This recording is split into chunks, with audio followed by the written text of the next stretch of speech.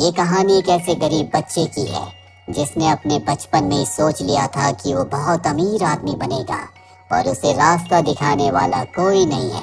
उसे अपनी मंजिल तक खुद ही पहुंचना होगा। Bollywood silver screen presenting rising high. कहानी की शुरुआत में हमें विक्टर को दिखाया जाता है जो अपने मॉम डैड के साथ गरीबी की जिंदगी जीता है। हालात तब और भी बद से बदतर हो जाते हैं जब विक्टर के डैड की जॉब छूट जाती है। उसके बाद उसकी मॉम भी एक अमीर आदमी के लिए इन दोनों को छोड़कर चली जाती है। विक्टर उस दिन फैसला करता है कि वो आगे चलकर बहुत पैसे कमाएगा। कुछ साल बीत जाते हैं और अब विक्टर बड़ा हो चुका है। वो शहर जाना चाहता है।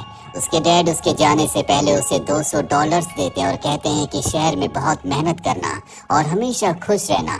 इसके बाद विक्टर शहर आ जाता है जहाँ उसके पास इतने पैसे नहीं होते कि वो किसी कमरे को रेंट पर ले सके। हालांकि वो एक कमरा देखता भी है, लेकिन उसका रेंट $1200 होता है, इसीलिए रात उसे फुटपाथ पर गुजारनी पड़ती है। अगले दिन वो एक कंस्ट्रक्शन साइट पर जाता है जहाँ पर एक मजदूर के तौर पर काम करता है। पूरे दिन मेहनत करने के बाद जब पैसों का वक्त आता है तो उसका जो कॉन्ट्रैक्टर होता है वो उसे आधे पैसे देता है और कहता है कि आधे पैसे सिक्योरिटी के तौर पर मैंने अपने पास रख लिए।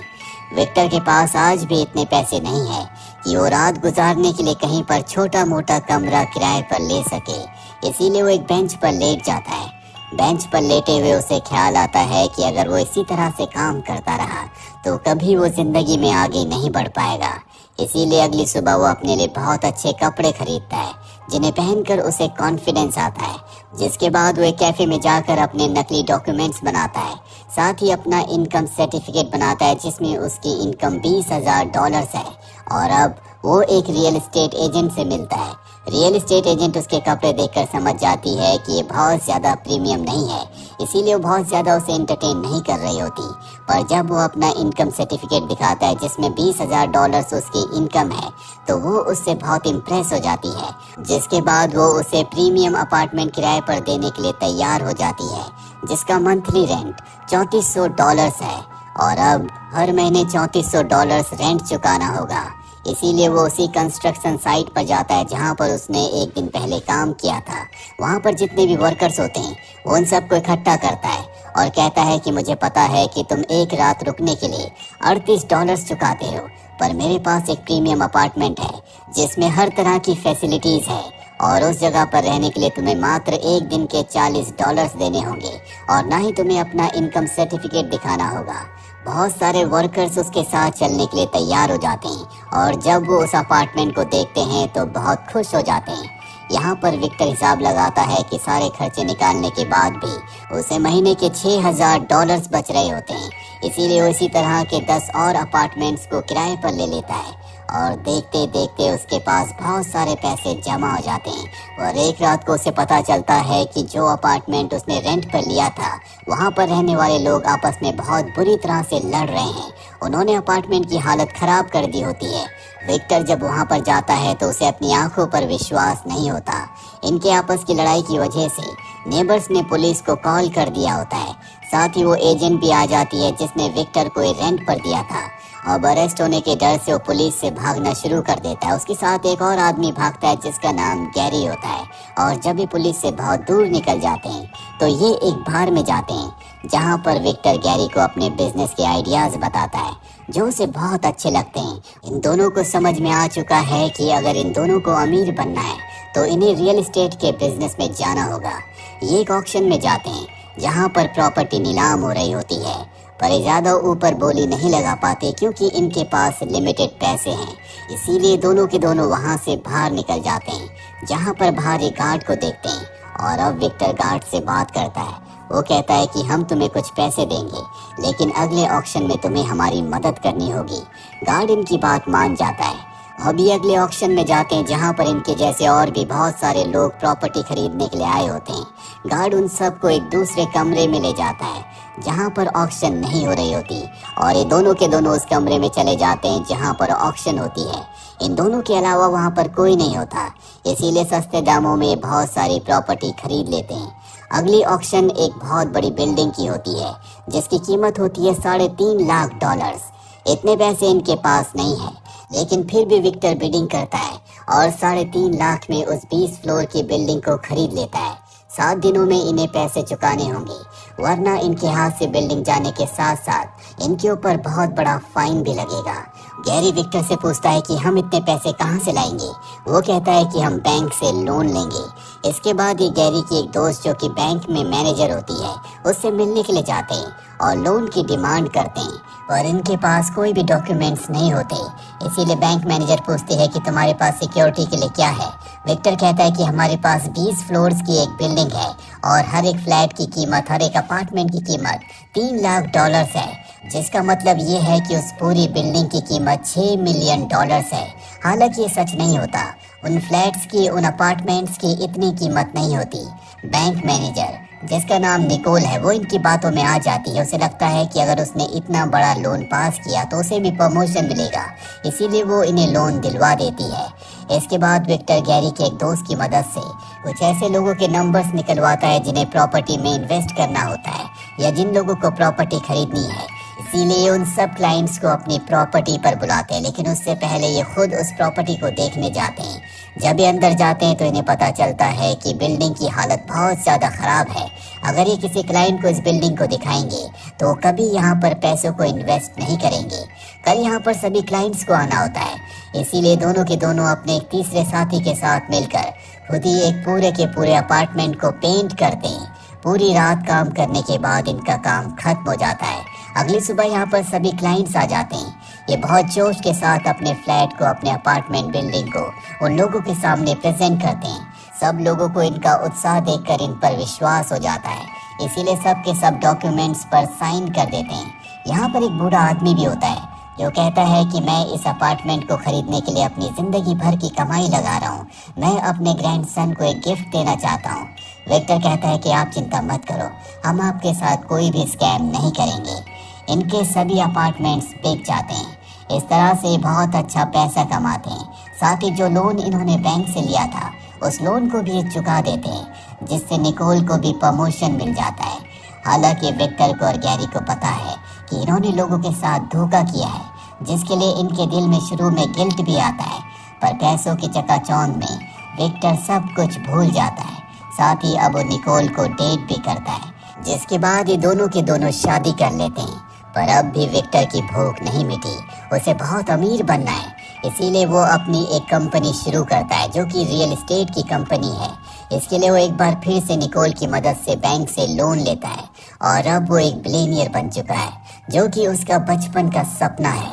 जैसा उसने सोचा था वैसा उसने कर दिया। अपने लिए रहने के लिए बहुत बड़ा घर खरीदता है, अपने पिता को एक लग्जूरियस गाड़ी देता है और इसके बाद वो एक बहुत महंगा नेकलेस लेकर अपनी मॉम के पास जाता है। उन्हें नीचा दिखाना चाहता है। वो कहता है कि आपने मुझे और मेरे डैड को पैसों के लिए छोड़ दिया था। उसकी मॉम इस सुनकर हैरान हो जाती है। वो कहती है कि तुम्हें शायद कोई गलतफहमी हुई है। मैंने कभी तुम्हें और तुम्हारे डैड को पैसों के लिए नहीं छोड़ा, बल्कि इस इंसान से जिससे मैंने शादी की, मुझे उससे सच में प्यार हो गया था। वो उसके नेकलेस को भी एक्सेप्ट नहीं करती। सच्चाई जानने के बाद विक्टर को बहुत दुख होता है। दरअसल आज तक उसने जो भी पैसे कमाए थे वो अपनी मॉम को नीचा दिखाने के लिए कमाए थे, पर जो भी उसका परसेप्शन था वो पूरा का पूरा गलत था। इसीलिए वो बहुत ज़्यादा फ्रस्ट्रेट हो जाता है और ये भी तय करता है कि अब वो जितना पैसा उसके पास है उससे कई गुना ज़्यादा पैसे और कमाएगा। इसीलिए वो एक इंश्योरेंस कंपनी को खोलता है, जिसके लिए वो बहुत सारे एम्प्लॉयज़ को हायर करता है। साथ ही अब वो अपनी फैमिली प्लानिंग भी करना चाहता है। जो नेकलेस उसने अपनी मॉम के लिए लिया था, जो कि बेशकीमती है, वो अपनी वाइफ निकोल को दे देता है। जब गैरी को ये बात पता चलती है तो गैरी कहता है कि तुम्हें ऐसा नहीं करना चाहिए था। निकोल मेरी बचपन की दोस्त है, वो मनी माइंडेड है, पैसा ही उसके लिए सब कुछ है, और वो गैरी की बात नहीं मानता। वो निकोल से सच्चा प्यार करता है। कुछ साल इसी तरह से बीत जाते हैं। विक्टर की जिंदगी में सब कुछ अच्छा चल रहा होता है। उसने बहुत सारे पैसे बना लिए हैं और एक दिन जब वो गैरी के साथ अपने ऑफिस में गेम खेल रहा होता है, तभी उसकी फाइनेंशियल एडवाइज़र वहाँ पर आती है और बताती है कि हमारी कंपनी के जो अकाउंट्स हैं वो टैक्स अथॉरिटी के पास गए हैं। उनके मुताबिक हमने $मिलियन के टैक्स नहीं भरे। जल्दी हमें वो टैक्स भरने होंगे, वरना हमारी कंपनी के ऊपर बड़े बड़े लीगल एक्शंस लिए जाएंगे। ये बात सुनकर विक्टर और गैरी दोनों के दोनों परेशान हो जाते हैं। दरअसल विक्टर ने जितने भी पैसे कमाए थे वो सब पैसे उसने घर खरीदने में और महंगी महंगी गाड़ियां खरीदने में लगा दिए थे। इसीलिए भागकर वो अपने घर जाता है। जहाँ पर उसकी वाइफ निकोल उसके बच्चे के साथ होती है। वो निकोल से कहता है कि जो नेकलेस मैंने तुम्हें दिया था वो कहाँ पर है। निकोल उसकी बात का कोई जवाब नहीं देती। दरअसल वो नेकलेस अब घर पर नहीं है और ना ही निकोल उसे बताती है कि वो नेकलेस कहाँ पर है। यहाँ पर उसे गैरी की बात याद आती है, इसीलिए वो गैरी के पास जाता और उससे पैसों की डिमांड करता है। गैरी कहता है कि तुम मेरी सारी सेविंग्स को टैक्स में भरना चाहते हो। विक्टर कहता है कि नहीं, मैं टैक्स में नहीं भरना चाहता, बल्कि मैं उन पैसों से और भी प्रॉपर्टी खरीदना चाहता हूँ। मैं अपने काम को बढ़ाना चाहता हूँ। और अब ये ऐसे ही करते हैं। ये अपनी कंपनी की, अपनी प्रॉपर्टी की एड को टीवी पर भी रन करते हैं। साथ ही अलग अलग शहरों में और भी प्रॉपर्टीज को खरीद लेते हैं। इन्होंने अपना सारा पैसा बिजनेस में लगा दिया है। इनके पास एक भी पैसा नहीं बचता और इन दोनों को पूरा विश्वास है कि इनके नए प्रोजेक्ट से इन्हें बहुत फायदा होगा। वहीं निकोल को पता चल जाता है कि विक्टर ने उसे चीट किया है, इसीलिए अपने बच्चे को लेकर वो घर छोड़कर चली जाती है और कोर्ट में डिवोर्स के लिए फाइल कर देती है। और अब क्योंकि विक्टर के साथ निकोल नहीं है, इसीलिए उसे बैंक से लोन भी नहीं मिलता। अपने काम को आगे बढ़ाने के लिए इन्हें पैसे चाहिए। विक्टर के पास बहुत प्रॉपर्टी तो है, लेकिन उसके बिहाफ पर भी उसे कोई पैसा नहीं मिल सकता, क्योंकि वो सारी की सारी प्रॉपर्टी निकोल के नाम है। ऐसे ना होने की वजह से इनका काम बहुत ज्यादा डाउन हो जाता है। पर अब भी वो हार नहीं मानना चाहता। वो गैरी से कहता है कि हम खुद का बैंक खोलेंगे, जिसके बाद खुद सेंट्रल बैंक हमें लोन देगा। और अब वो पुराने बैंक के सभी एम्प्लॉयज को अपने नए बैंक में हायर कर लेता है और इन्हें बैंक खोलने के लिए लाइसेंस की परमिशन की जरूरत होगी। इसीलिए गवर्नमेंट ऑफिसर के पास जाते हैं जो कि लाइसेंस प्रोवाइड करता है। वो कहता है कि तुम्हारे पास बैंक खोलने की क्वालिफिकेशन नहीं है, पर विक्टर उसे बहुत सारे पैसे रिश्वत के रूप में देता है, जिसके बाद वो इन्हें परमिशन दे देता है। इस तरह से विक्टर अपनी कंपनी को डूबने से बचा लेता है। ये पार्टी करते हैं, पर एक रात को इनके घर पर पुलिस आती है जो विक्टर को अरेस्ट कर लेती है। विक्टर के ऊपर बहुत सारे चार्जेस होते हैं, जैसे टैक्स ना भरना, लोगों को धोखा देना, कम कीमत की प्रॉपर्टीज को लोगों को मैनिपुलेट करके हाई रेट पर बेचना, गवर्नमेंट ऑफिसर्स को रिश्वत देना। और अब विक्टर सलाखों के पीछे है। उसे कुछ समझ नहीं आ रहा होता कि अब वो क्या करेगा। एक दिन उसके डैड का कॉल आता है जो कहते हैं कि मैं तुमसे मिलने के लिए आ रहा हूँ, पर उसके डैड उससे मिलने के लिए नहीं आते। विक्टर कई दिनों तक उनका इंतजार करता रहता है। एक दिन विक्टर की मॉम उससे मिलने के लिए आती है और कहती है कि उस दिन तुम्हारे डैड तुमसे मिलने के लिए आ रहे थे, पर उनका एक्सीडेंट हो गया, जिस वजह से उनकी मृत्यु हो गई। ये बात सुनकर विक्टर टूट जाता है। उसने अपना सब कुछ खो दिया। कुछ साल इसी तरह से बीत जाते हैं। अब विक्टर को रिहा कर दिया जाता है। जब वो जेल से बाहर निकलता है तो वहाँ पर उसकी एक्स वाइफ निकोल आती है। दरअसल उसे विक्टर से कोई लेना देना नहीं है, पर वो अपनी बेटी को उसके पिता से मिलवाने के लिए लाई होती है। इसके बाद विक्टर एक छोटे से अपार्टमेंट को किराए पर ले लेता है, जहाँ गैरी उसके लिए एक लेटर भेजता है जिस पर लिखा होता है, मुझे यकीन है कि तुम अब भी एक शेर हो, तुम्हारे अंदर एक शेर का दिल धड़कता है। विक्टर कई घंटों तक लेटे लेटे सोचता रहता है कि गैरी ने ऐसा क्यों लिखा। तभी उसे याद आता है कि एक बार गैरी ने उसे शेर का स्टैचू गिफ्ट किया था, जो अब भी उसके पुराने घर पर है, जिसे गवर्नमेंट ने सील कर दिया है। रात के अंधेरे में वो उस घर के अंदर जाता है, जहाँ पर उस शेर के स्टैचू को हैमर से तोड़ता है। और जब उसे तोड़ता है तो उसके अंदर वही नेकलेस होता है जो उसने कभी अपनी मॉम के लिए खरीदा था और बाद में निकोल को गिफ्ट कर दिया था। इस नेकलेस की कीमत बहुत ज्यादा होती है। ये बेशकीमती नेकलेस है। दरअसल ये निकोल के पास नहीं था, गैरी ने उसे चुरा लिया था और शेर के स्टैचू के अंदर डालकर उसे गिफ्ट कर दिया था। दरअसल गैरी को पता था कि कभी भी अगर विक्टर के ऊपर बुरा वक्त आएगा तो निकोल उसका साथ नहीं देगी। वो मनी माइंडेड है और अब उसके पास वो महंगा वो बेशकीमती नेकलेस है। अगली सुबह में विक्टर को दिखाया जाता है जो उसी नेकलेस को लेकर अपनी जिंदगी के शुरुआती दिनों की तरह चल रहा होता है। तभी वो देखता है कि सामने सड़क पर वही बूढ़ा आदमी है जिसे उसने $3 लाख में वो अपार्टमेंट बेचा था, जो कि उसने अपने ग्रैंड सन के लिए खरीदा था। वो उसे देखकर कुछ पल के लिए सोचता है। तभी उसके पास एक लड़की आती है जो उससे पूछती है कि ऑक्शन कहाँ पर हो रहा है।